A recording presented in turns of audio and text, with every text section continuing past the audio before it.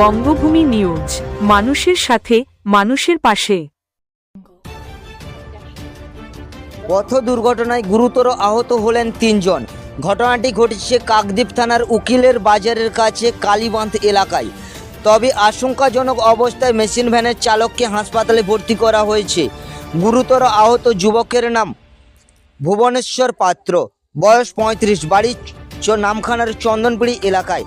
Police ও স্থানীয় সূত্রে জানা গিয়েছে, সোমবার সকাল ১১টা নাগাদ কাকদ্বীপ থেকে একটি লরি নামখানার দিকে যাচ্ছিল। সেই সময় বিপরীত দিক থেকে একটি মেশিন ভ্যান কাকদ্বীপের দিকে আসছিল। কালীবাঁধের কাছে মেশিন ভ্যানের সঙ্গে লরির মুখোমুখি সংঘর্ষ হয়। এই ঘটনায় মেশিন ভ্যানের চালক গুরুতর আহত হন, তার হাত কেটে বাদ চলে গিয়েছে। ঘটনার খবর পাওয়ার পরেই পুলিশ ঘটনাস্থলে গিয়ে আহত ব্যক্তিকে উদ্ধার করে কাকদ্বীপ মহকুমা হাসপাতালে নিয়ে যায়, কিন্তু তার শারীরিক অবস্থার অবনতি হলে পরে তাকে ডায়মন্ড হারবার জেলা হাসপাতালে স্থানান্তরিত করা হয়। পুলিশ ঘাতক লরিটিকে আটক করেছে, তবে চালক পলাতক। যদিও ঘটনার তদন্ত শুরু করেছে পুলিশ।